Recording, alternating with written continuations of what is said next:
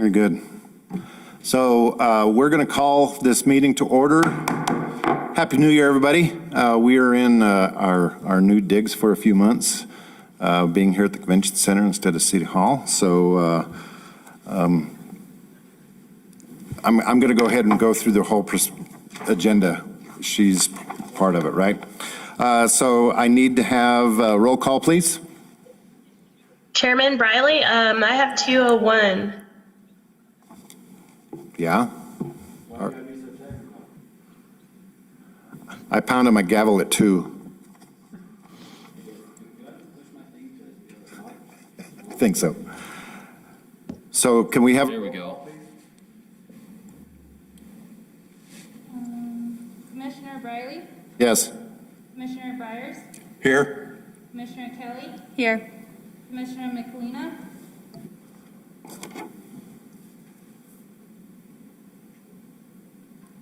Commissioner McElina? Ron, can you hear us? Nope.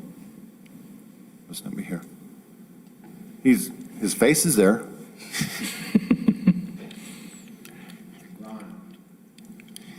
Unmute yourself, Ron. Say here. Everybody else here?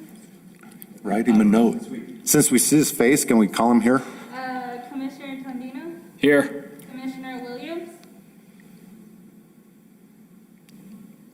Who keeps zooming in and out?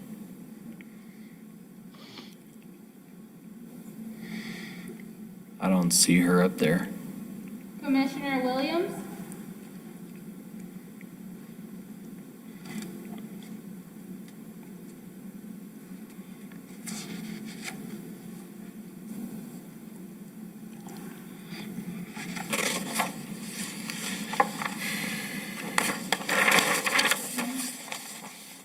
Commissioner Collier?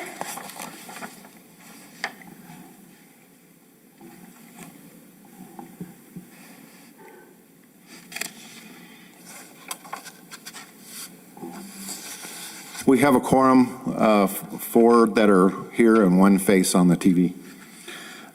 So at this time, are there any declarations of conflict of interest for any of these items that are on the agenda today? No. Hearing none, I'll go to item 2, certificate of compliance.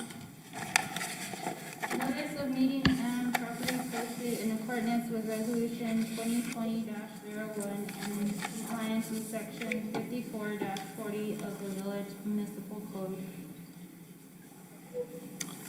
Thank you. I cannot hear you all from the commission chambers or the convention center. Maybe we should be here. Oh, okay, I hear you now. So my light's green. I don't know if, Was that you, Ron? That was me, hey, Ron, Okay. but they're showing muted on their side. can you hear me? Let me unmute.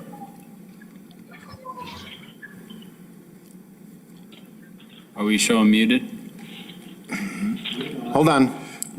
Jeff, if you could unmute, we can begin the meeting. There we go. We started without you, Sam. We've already gone through 3 items so without you hearing us. Sorry. We're done, I just can tell about. by the smile Jonathan has. That's right. Can I have an approval of the agenda, please? Do I need to go back through everything with you, Sam? Would you? Oh, No. There's no declaration of interest, and there's 4 or 5 people present. We have a quorum. And they read the resolution. Was she able to count Ron McElina as present? Yes, his face was present. Great.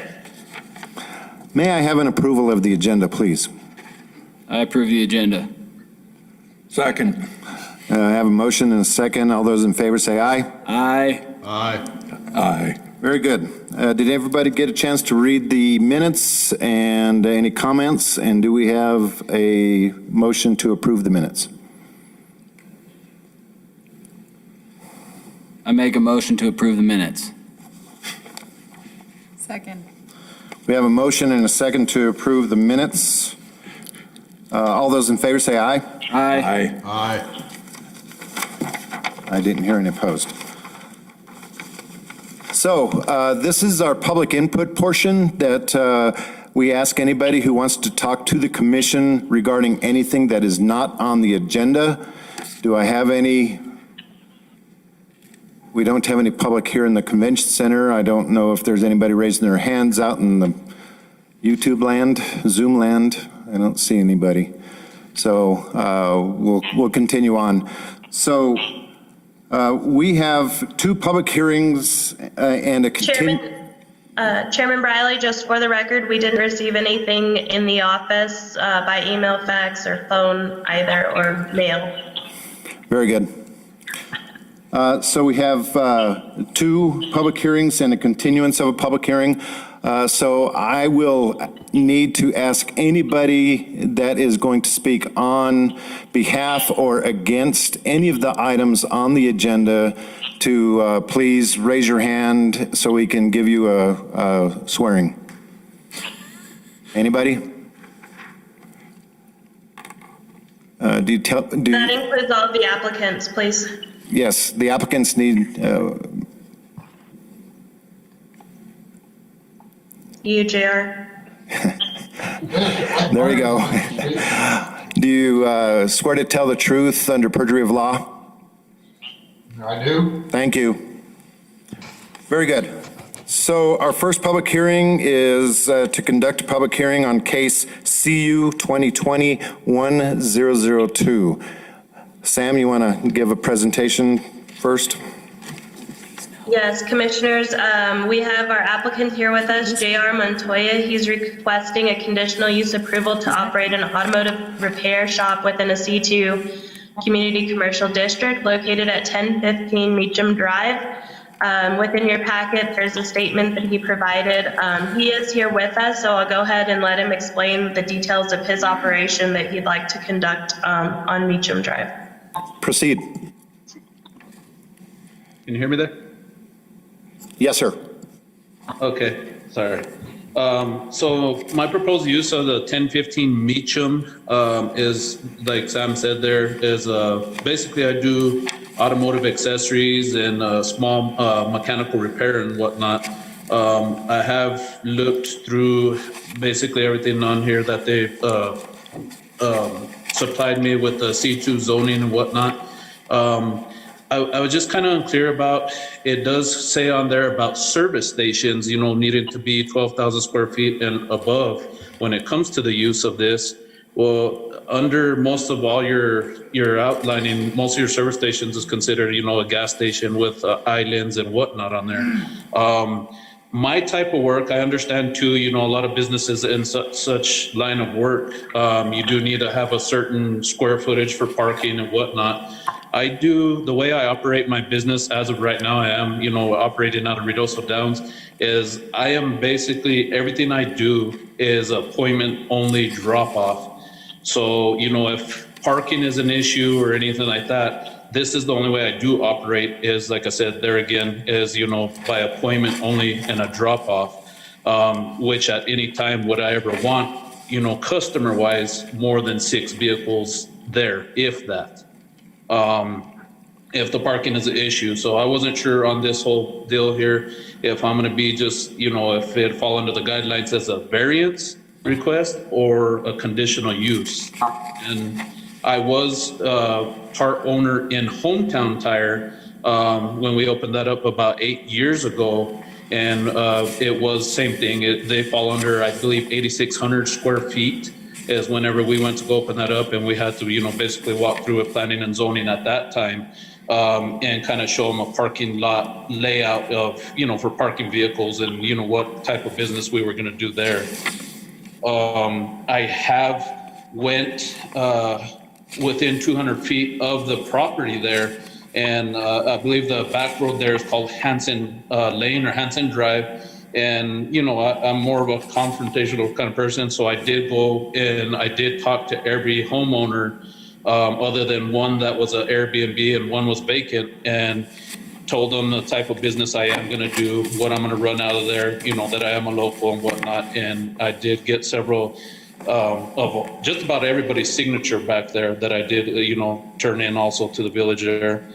Even some of the local businesses that surround that area, have a gut blessing on that too. So basically that's most of my proposal. And if there's any questions that, need to answer or whatnot, I'm free to answer any of those. Thank you, Sam. Did you want to address the service station thing he was asking about?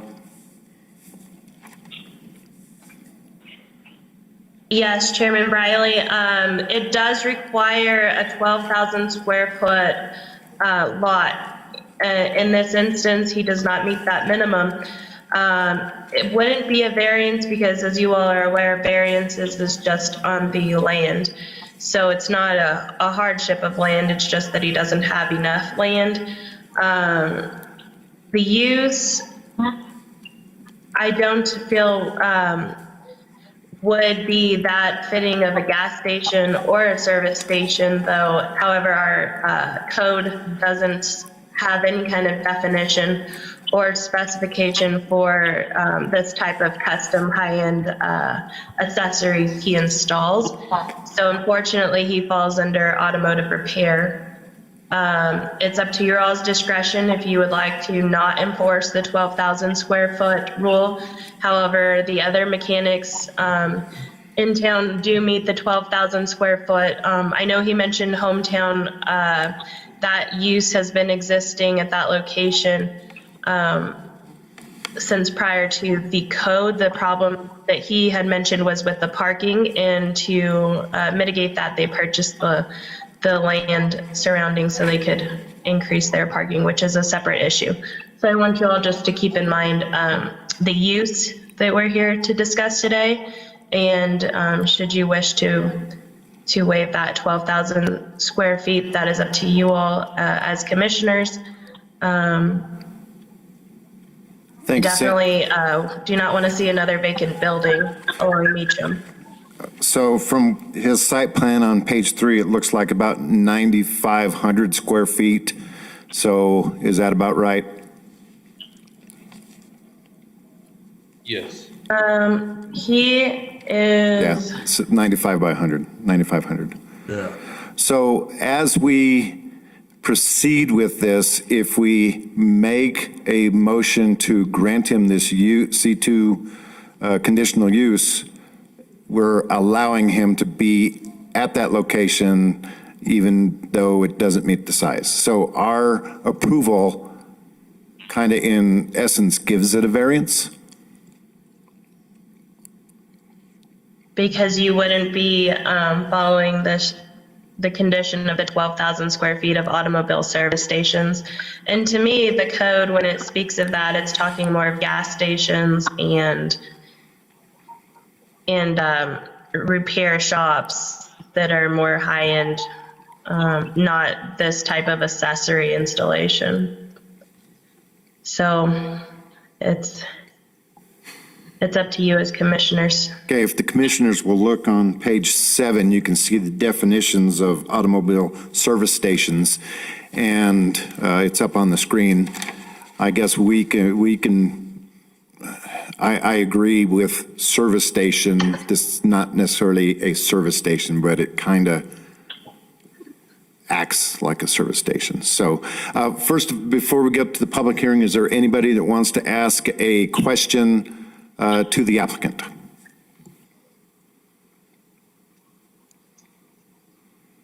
Yeah, JR, what type of service actually are you going to be doing? A majority of what I do is I do a lot of work for, like, say, Sierra Blanca Motors and a lot of the different entities here in town. I do stock a lot of LED lighting, B&W hitches, that kind of stuff. So part of that building, I've ever been into the building, there's several office areas. I would be turning one of them into like a retail showroom of the items I do offer. And then from there, for the shop would be used to install these. Like I said, there again, LED lighting, bumpers, winches. I do small repair, automotive wise, such as, oil changes, and I do have an exhaust machine, that kind of stuff, but more pertaining to, the cleaner style work, such as accessories and that stuff, for sure. Okay. And that's where therefore I do operate, by appointment only. Now, there again, I didn't mention it earlier, I don't want to prolong it or whatnot, but if parking is ever an issue, or say, in automotive industry, you do get a lot of people that come in and, hey, do this, do that, and then don't have the money for it. Therefore, you do got to store your vehicles. I would never at any time want to leave vehicles out overnight. Not only that, I do operate in the process getting my name all put over to an automotive shop I own in the Ruidoso Downs.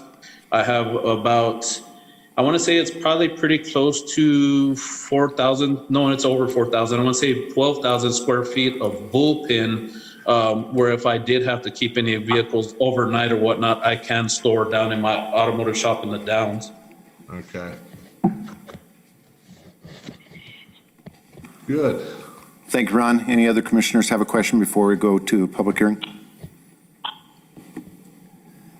Seeing none, I'm going to open this item up for a public hearing. Is there anybody that wishes to speak for or against this case? Yes, Mike Myers would like to speak for it. Go ahead, Mr. Myers. Mr. Montoya has opened a couple of businesses in Ruidoso. They have all been successful. I think he should be allowed to open this business, because I'm sure it will also be successful, and it's better for Ruidoso to have a business that succeeds rather than watching the buildings go empty. Thank you. Thank you for your comment. Is there anybody else that wishes to speak for or against this case? Mr. Chairman, this is Dallas Draper. I would like to speak for. Go ahead, Mr. Draper. Thank you, Mr. Chairman, commissioners, staff. JR has worked on my vehicles for a long time, and the concept that he wants to do, he works on my Jeep, and a lot of us that Jeep and OHVs and all that, accessories are a big deal, and it'd be great to have a local person. I'm not mechanically inclined. I can't put a light on my Jeep. I count on JR to do this, and I need him to be open. But also, he wants to keep this business in Ruidoso rather than moving the entire thing to Ruidoso Downs. So, and I know how clean he keeps his shop. Like I said, he's worked my vehicles for years, and I don't think we would ever have a problem. Thank you, Mr. Chairman and Commission, for your time. Thank you, sir. Is there anybody else that wishes to speak for or against this? Hi, my name is Caitlin Brophy, and I would like to speak for JR Montoya. Go ahead. I am a resident on Hanson Drive, and I am excited for someone to come in and take over a vacant building and make it into something that's going to thrive and build our community. I know JR on a professional level that he will take care of the area, keep it in pristine shape, and I'm excited to have that as part of our area as well. So I hope that you guys are for JR. Thank you. Very good. Thank you. Is there any other comments for or against this?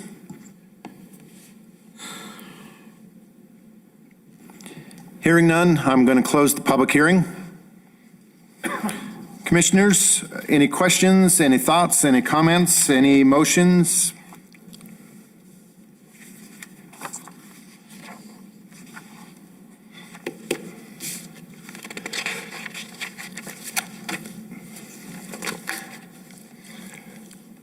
I'd like to make a motion. Based upon the foregoing findings of fact, per 54-68 and 54-100 of the Village Code, I move to grant the requested conditional use approval of case CU 2020-1002 with conditions stated in the case report. A second.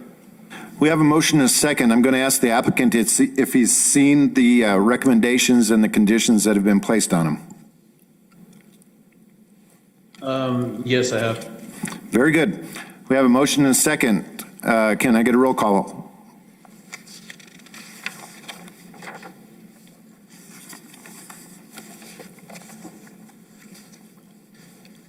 Jackie, if you'll call each commissioner by their name for the roll call, please. Commissioner Briley, Aye. Commissioner Byers, Aye. Commissioner Kelly. Aye. Commissioner Michelina, Aye. Commissioner Tondino, Aye. Commissioner Williams. I don't think They're she's absent. Condition is approved. Your case is approved, JR. Good luck. Thank you. I appreciate you guys. Thank you. I expect some free wheels. I'll throw rocks across the parking lot there. Very good. Our next public hearing is case CU 2020-1010. Mr. Ponders requesting conditional use. Sam?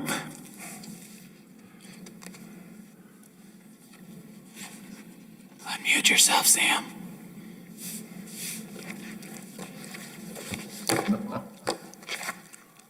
Okay. We have Rebecca and Will Ponders here with us.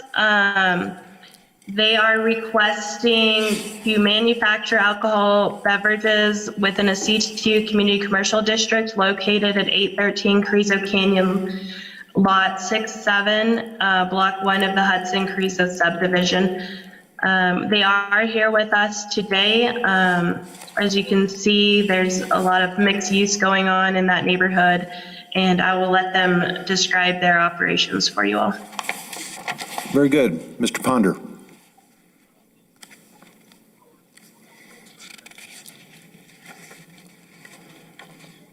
He needs to unmute.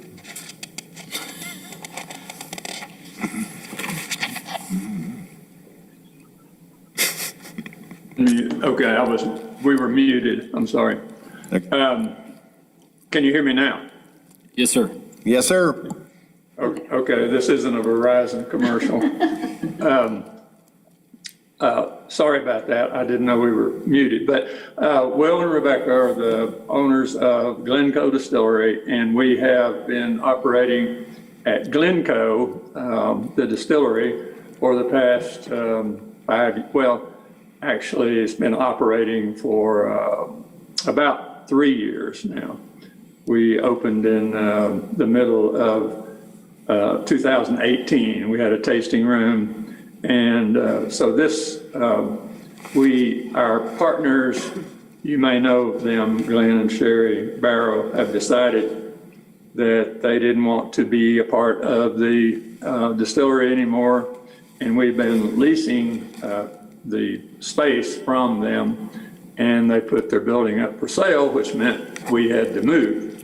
So we found, as you may know, there are not too many buildings suitable in Ruidosa or Ruidosa Downs suitable for it. We finally found one on Carrizo, 813 Carrizo Canyon Drive. It's not perfect, but it's what we have. It's already zoned for restaurant and alcohol service and all of that, but manufacturing is a specific type of activity that is not specifically called for in the zoning. So we have already moved most of the equipment. So this is a request to be able to reinstall our distillery equipment and make distilled spirits on the site.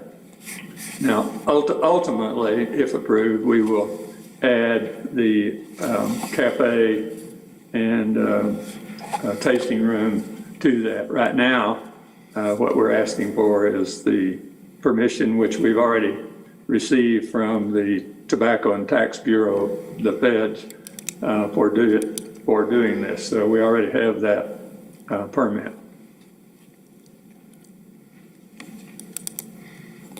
So I only have one, maybe two questions about parking. From the site plan that you gave us, it really doesn't show any parking, but if I remember going by that building, there's a lot of area on the south side of that will be parking, I'm guessing, correct? On the south side and on the west side. There's a lot of potential parking. Right. As far as the distillery goes, there won't be that much, there won't be any customer, there won't be a need for customer parking for quite a while, but when we do add the tasting room, as you can see, there are a lot of, in that picture there are a lot of spaces for parking. And the guys that were there before, the Jensens, had 10, 20 big trucks at any given time with trailers, and so it has extensive land area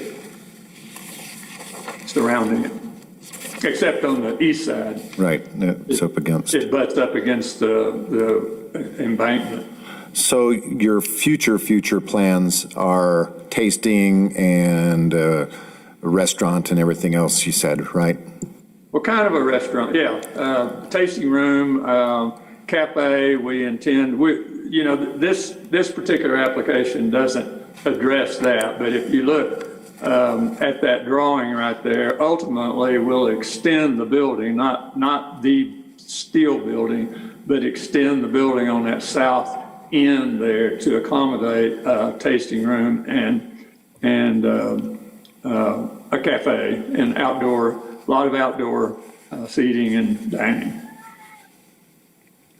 Thank you. I guess a question to Sam. I know I think I was with the village when we annexed a lot of that on Carrizo Road, but I cannot remember. Were both sides in the city limits or just one side? Or this is in city limits with the back of it to the east not, borders the county. Am I correct? Yes, Chairman Briley.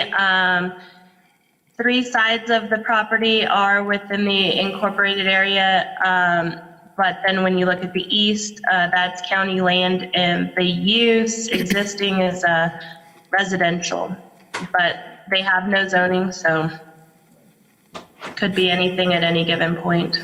Very good. Any commissioners have any questions for Mr. Ponder before we go to public hearing?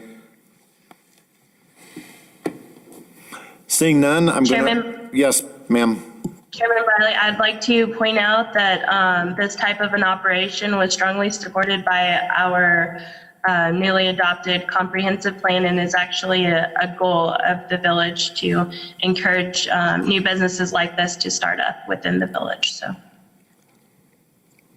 Very good. So we will open the public hearing. Is there anybody out in the public wishes to speak for or against this?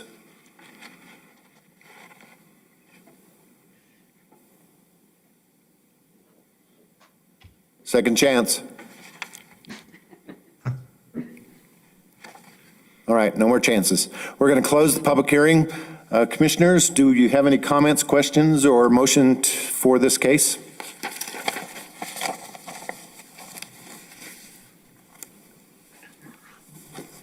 I'll read the motion.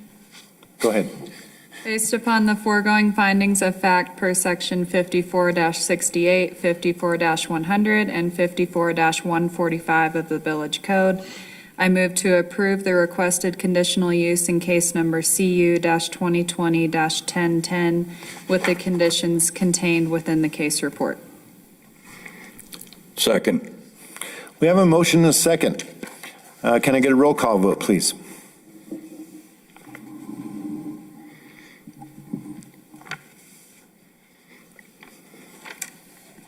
Commissioner Briley?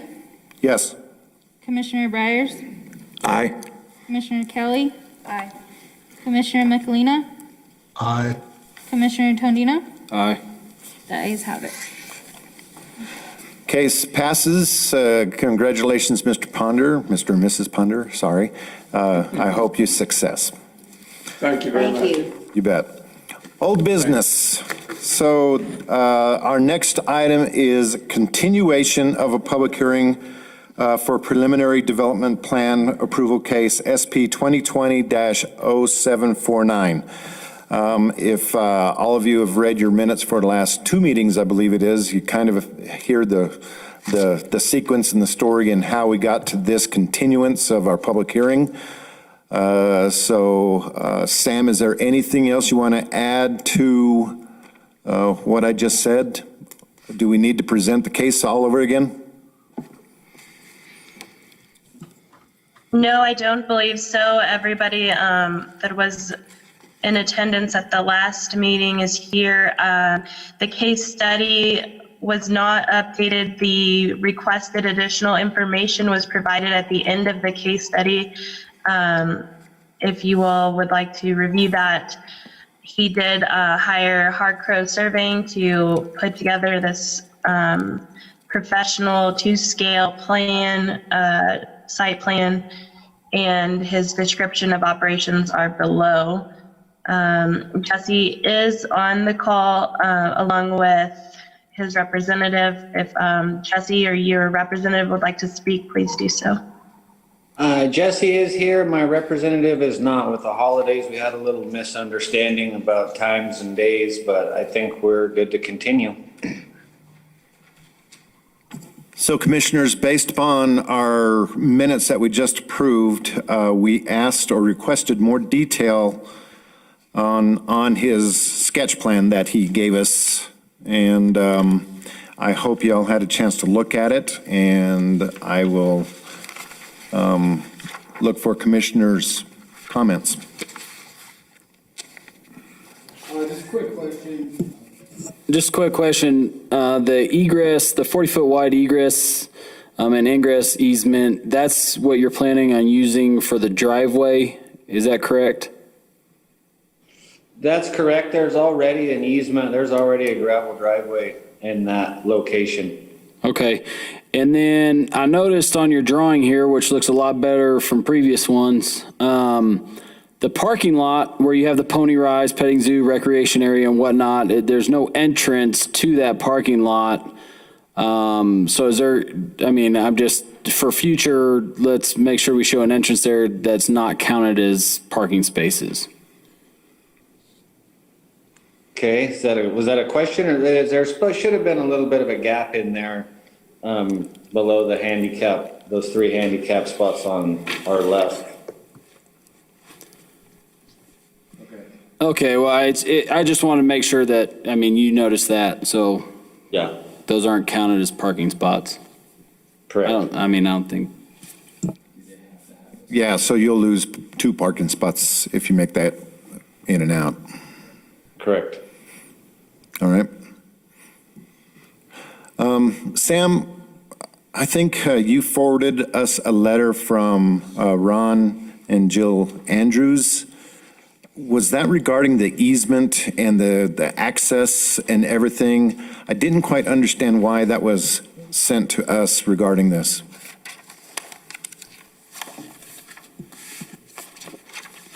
Where's that?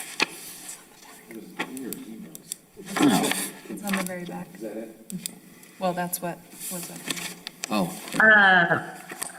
Her letter was regarding just any impact to the horse equestrian parking that's there by Grindstone. Okay, and that is on our packet, probably the last page. I think that looks familiar. Okay, I asked our attorney, because it's a public hearing, if we needed to reopen a public hearing. So I guess what I will do is ask if there is anybody in the public that wants to talk about this, and if so, then I'll open a public hearing. Does that make sense? Is there anybody who wants to talk about this case? Okay, then I don't have to have a public hearing. Commissioners, what's your wishes? I'm sorry to interrupt, Chairman Briley. Commissioner Collier has now joined the meeting. Welcome, Commissioner. So we are on the Townsend Tract issue. We have looked at his new site plan. I hope you got a chance to look at his new site plans. Do you have any comments? We did have one comment about the driveway going into the parking lot. Will wipe out about 2 of the parking stalls right below the handicap stalls. I think that's all that we've talked about. And then that last comment on the very last page that we received by email.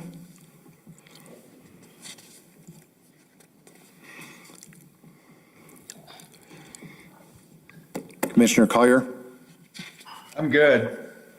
Very good. So commissioners, what's your wishes?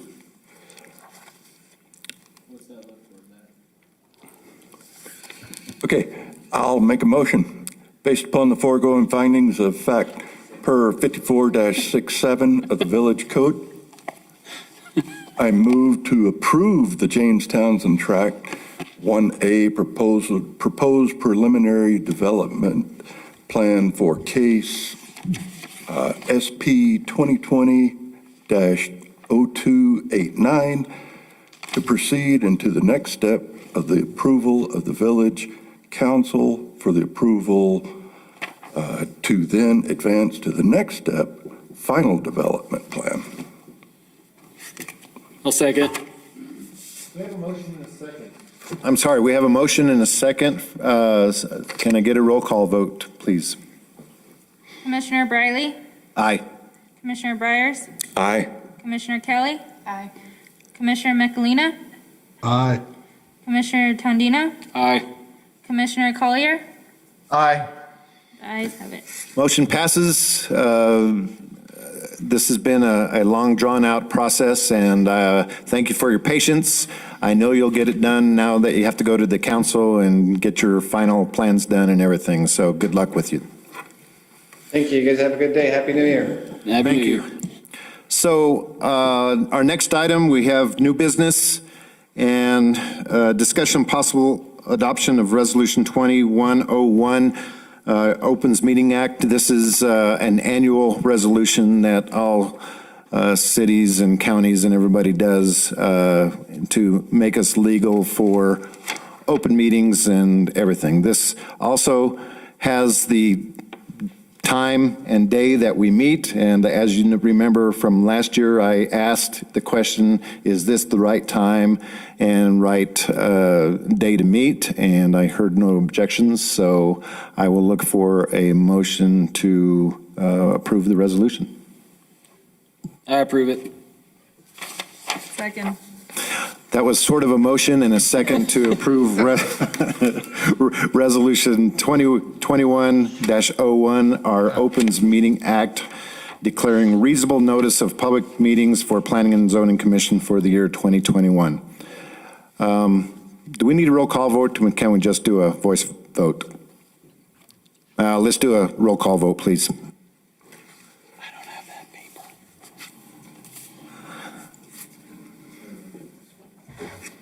Commissioner Briley?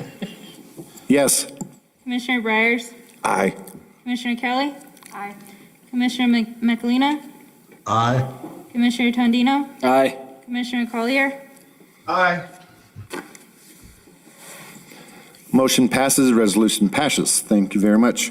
Our next new business is a pre-application and sketch plan case SUB 2020-0997. We have a large scale over here on the commissioner's table. I hope everybody got a chance to look at it through their home computers or on their phones. So Sam, could you give a quick, and if the applicant is here, give us another presentation, please? Yes, thank you, Chairman Briley. We have a new subdivision proposal by sketch plat, Tract 1A and Tract 2 of Forest Hill subdivision. The applicant is Tom Lindsay. He has hired Sauter Miller and Associates to do the design and engineering for him. You can see by the sketch plat that he has provided that they're wanting to subdivide that land into 60 lots. They have Kevin Salcido here with us on the Zoom meeting with Sauter Miller. And would you like to share your screen, Kevin? I don't have it up with me, but I can talk about it. Yeah, please. Okay. And I believe the applicants are there at the convention center in the other room if you all have questions for them as well. Very good. I think we need to see Mr. Salcido here in person. Just kidding, Kevin. Kevin and I go way back, so thank you. Applicant, give us your ideas and your plans, and I guess my big questions are the streets and access that are going to be easements instead of public rights-of-way. Mr. Chairman, Commissioners, my name's Kevin Salcido with Sauter Miller. Mr. Lindsay was unable to attend. He had a family emergency. I could speak to you a little bit about the easements and the access. It's the intent that the access will come up through Chavez Road and then split off onto private roadways, which all the lots are intended to be accessed through these private roadways. No access off of Chavez is to happen. We're going to work closely with the village to determine what type of roadway will be acceptable. Well, we understand that there's a real good chance that we would need to go through the variance process to determine that the overall width based on the existing standards that the village has. According to Ms. Mendez, that typically the village doesn't have that many roads built to those standards. So we're going to be working closely with them on that, and they will be private driveways, private roadways.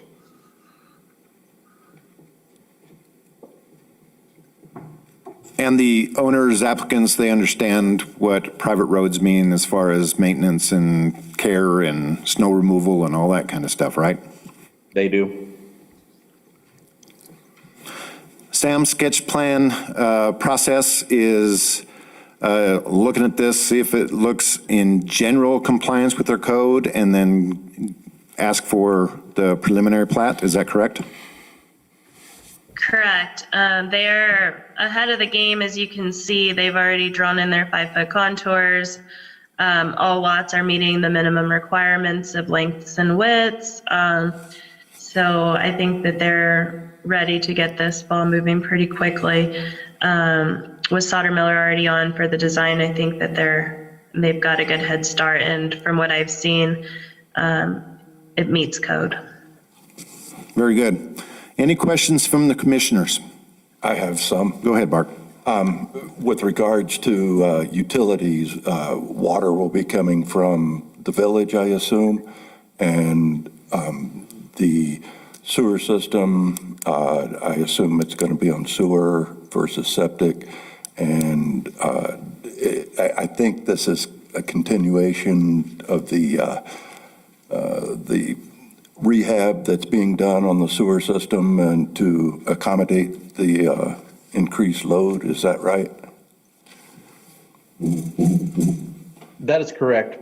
I believe our company is working with the village to extend that line up to Chavez Road. We would be needing to extend that sewer line up Chavez and ultimately connect into that main trunk line for the sewer. As far as the water is concerned, and speaking with Mr. Adam Sanchez, we've put in a utility application already with him, and he's indicated to me that we would be able to tie into the city water system. So, Kevin, looking at the contours, is there a valley in the middle, or is it all uphill? Go to a ridge and then continue uphill? A little bit of both. There's quite a bit of terrain in that area. The intent is to have access from the high point on the property and do minimal grading and disturbance because of those grades. To just try to minimize the amount of disturbance as to minimize the amount of excess drainage that's going to have to be taken care of as part of this development. I'm glad you mentioned that, because is the plan to have on-lot drainage, or are we making a pond somewhere at the bottom of the hills? What is the plan for drainage and runoff? Yes, all of the above. We're going to look to see what we can do. Given these grades, what we're going to do is we're going to get It's going to need to be surveyed and again, to verify that these contours are correct. We want to make sure that we know where all the locations for all the drainage paths and flow paths are going to be, and ultimately utilize property if we need to for drainage facilities. Our sketch plan right now, is where it stands, is maximizing the amount of lots that we have that we could probably do within the development.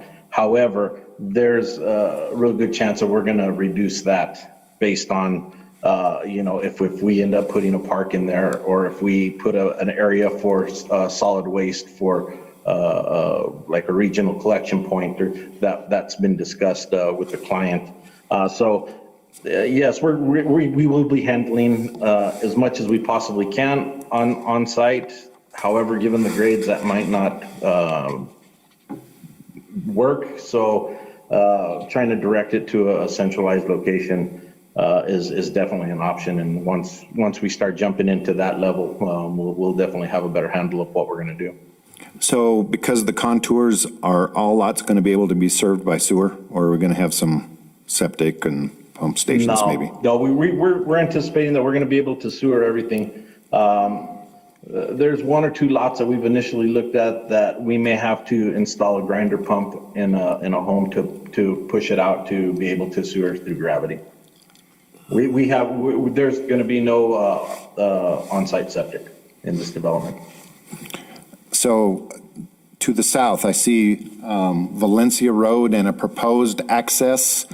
Who are you working with, or what is going on with that access to the south?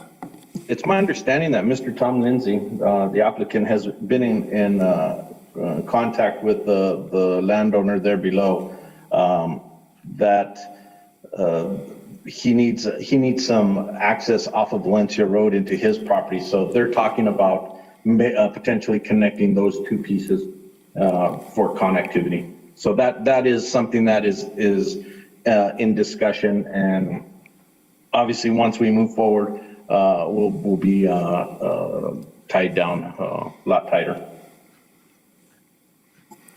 Other questions from the commissioners? Bart, did that answer all your questions? Yeah. Sort of. One more question from me, please. Go ahead. I didn't see much of an access for emergency vehicles. Was this too early to start planning that? I believe they're going to be able to access through Chavis Road, and which will ultimately come up off of Meacham via, I believe it's Rio Arriba that feeds that area, and some other small roadways to the south of that off of Meacham. So there is connectivity. So where Chavis comes in to the north, it connects to another subdivision. Off to the east of our subdivision, that will connect to Hidalgo. Down south, it connects to Valencia and Chavis. So there's plenty of area. It's developed to the north, the east, and the south right now. So this is kind of an infill, if you may.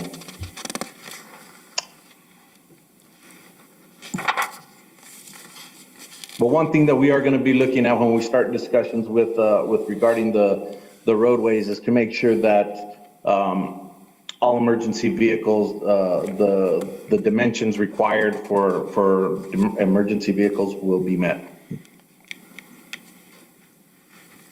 Thank you. Yes, sir. And if there's any dead end, we have to require a turnaround and all that kind of stuff. So they'll get to the design of that. Any other questions? Sam, I see you say no action is required from the commission, but I'm assuming you want us to say go forth and let's see the next step, right? Absolutely. Thank you, Chairman.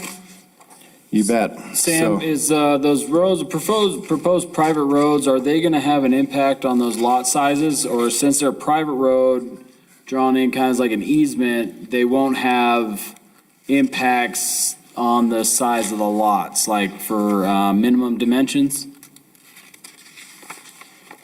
We're going to work with him to make sure that they are acceptable to the village because our solid waste trucks will be using them as well as our emergency services. So we'll work alongside Kevin with his design to make sure that they meet the minimum and turn around for our fire trucks and things of that nature.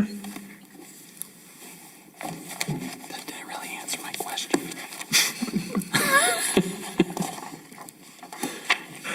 So overall, yes, they may lose some lots because of Okay. things Got it. change in the design. Thank you. Very good. Scarlett, you've been quiet over there in the corner. Nothing? All my questions are Okay, good. All right, Mr. Salcido, continue on. We look forward to seeing you in person when we get a chance to. Definitely. Thank you very much. Thank you. Next item on the agenda are Sam's reports. Community Development Report.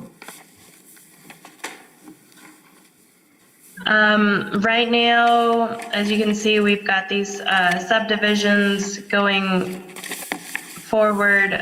We should be bringing you all the Green Meadows subdivision hopefully in February, if not March. We're going into the strategic planning process here at the end of January, and as you all know, a rewrite for Chapter 54 has been funded. We have gone out for RFP, but have not received all of the proposals as of yet, but that's going to be our next step in February, is to move forward with analyzing Chapter 54 and seeing just all the discrepancies that it has, as we saw today, just within what JR was proposing. It makes our job really tough. And so hopefully we can get some of those kinks worked out. We also have our Metropolitan Redevelopment Plan. At our February Planning Commission meeting, we'll be bringing that to you all. It's the draft, and it'll be in the form of a public hearing. So property owners along Sedgwick Drive will have an opportunity to weigh in on that plan. And then we'll take it to council in March for adoption with pending your all's recommendation. Another thing going on in my department is we've purchased a Buxton Analytics, and hopefully that'll help us do some economic recovery here this year. We'll be able to see the analytics of people that come to Ruidoso, types of demographics, and be able to target our marketing efforts in that aspect, and also to bring in any types of retail or services that we're experiencing leakage here in the community. So we're looking forward to using that tool and implementing it. We're just getting started on that now. Anything else, Sam?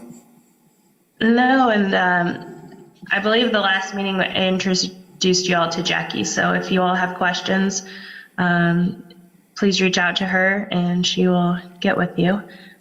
That's all I have. Very good. Commissioners' comments. Anybody want to say anything? How about you two online? Got any comments, any issues, anything you want to talk about? Mr. Collier, Mr. McElhenney? I'm good. I'm okay. All right. How about here in presence? Anybody? Can you hear me? Yes? Yeah, this is Damon Lindsay. I'm here on behalf of Tom. Oh. And I didn't know if I was to speak or not. But anyway, there was a couple of questions I had, and I don't know if y'all can answer this, but can you joint trench, put the sewer and the water in the same line, or would y'all know? You're probably going to have... Yes, I believe we can do that. That'll be a question for our Public Works Director, Adam Sanchez, but I don't think that that'll be out of the question. Okay, because it's going to really lower the cost of this project, and if we don't get it done, I don't even know if we could go through. The other question I had, is it zoned for condominiums too? Could a person actually put some condominiums down there against Chavez? To get Let me pull up the code one moment. Excuse me? She's pulling up the zoning real Okay, quick. okay. Because we're trying to lower the cost. The cost is just, it's way high.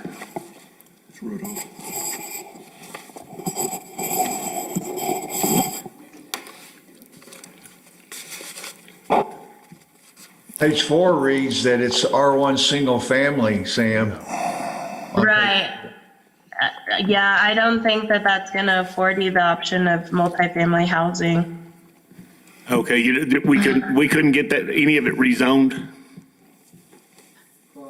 Are any of the properties adjacent to that? I know you back up to Forest, but are any of them R3? Let me see. No. No, everything's R1. There's a small part that's M1, and then maybe like one or two C2, but I don't see where those are exactly. Okay. No, Mr. Lindsay, we would not, because then that would be spot zoning, so we wouldn't be able to go to multifamily housing. Well, definitely the joint trenching, if we can do that, that'd really reduce the cost, because we definitely want to go forward with this project. Okay, absolutely. So let's pitch that to Adam Sanchez, and he'd definitely be able to give us a yes or a no, but I think that that's possible for sure. Okay, thank you. That's all I have.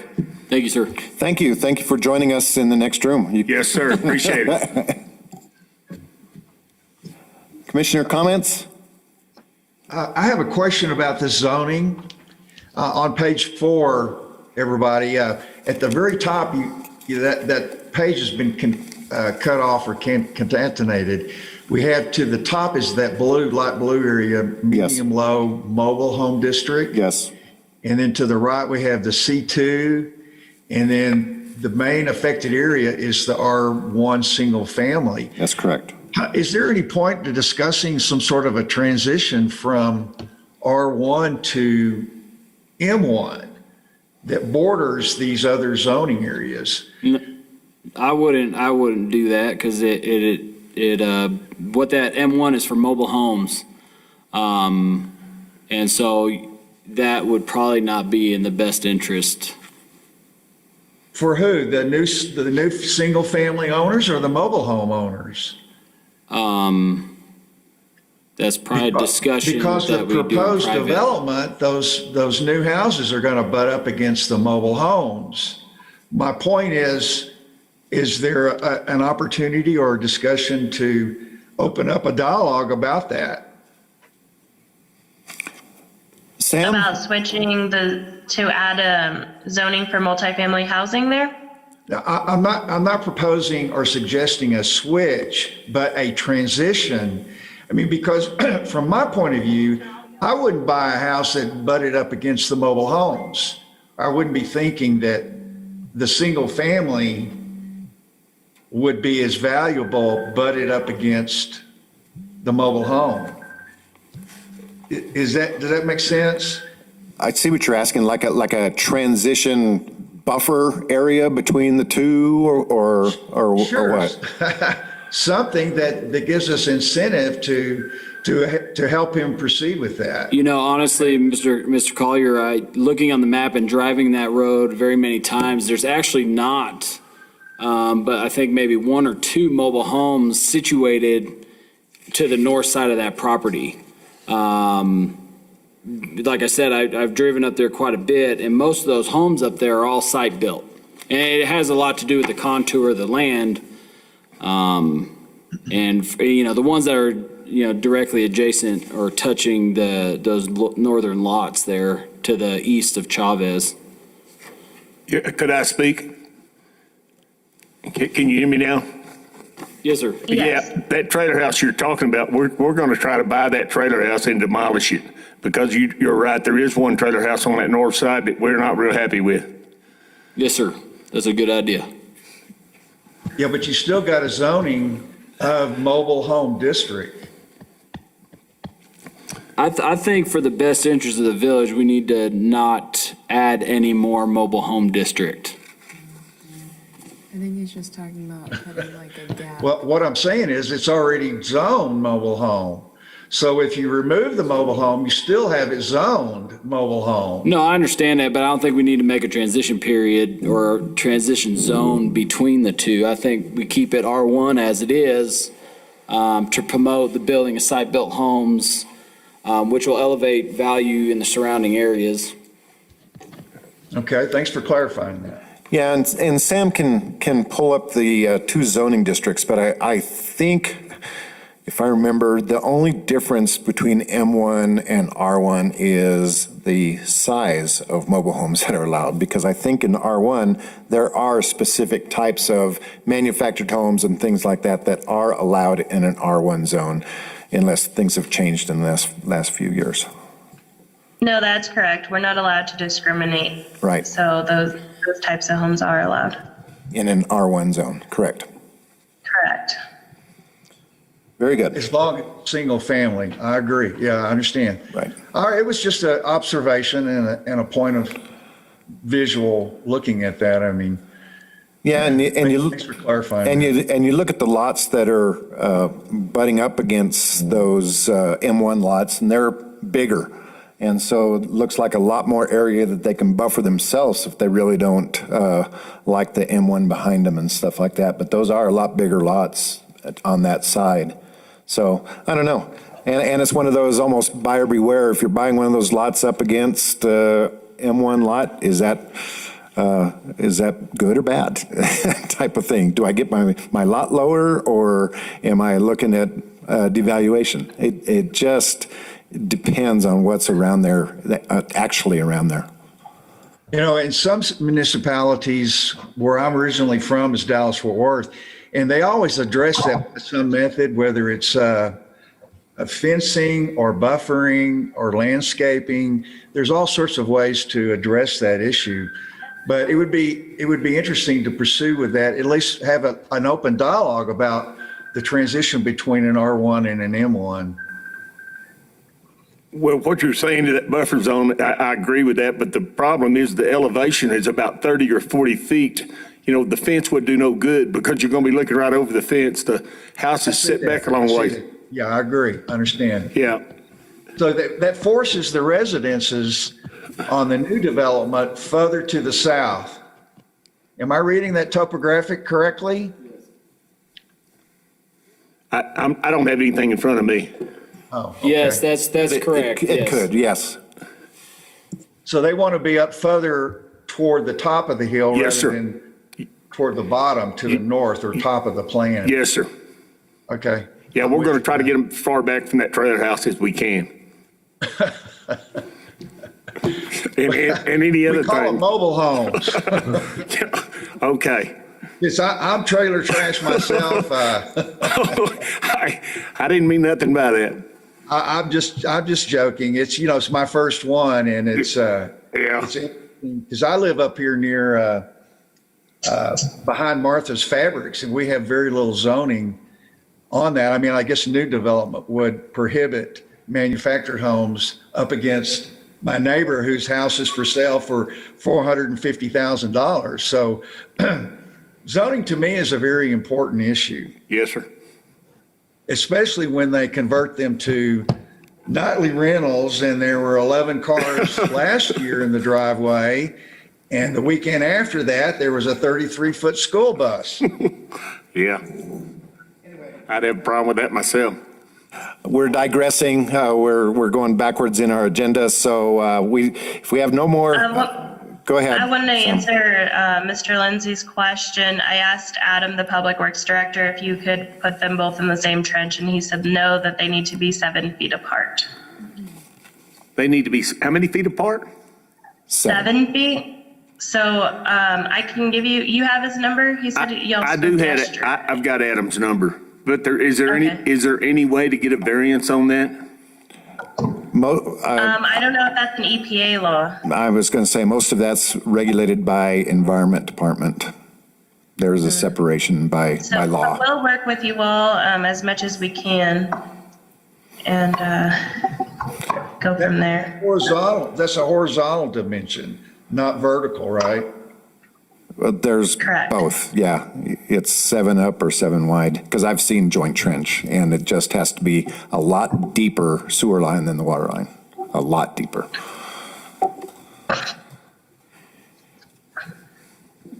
Okay. Okay, we're done. I'm going to adjourn this meeting. You guys can continue talking if you wish, but we are now adjourned. Thank you. Goodbye.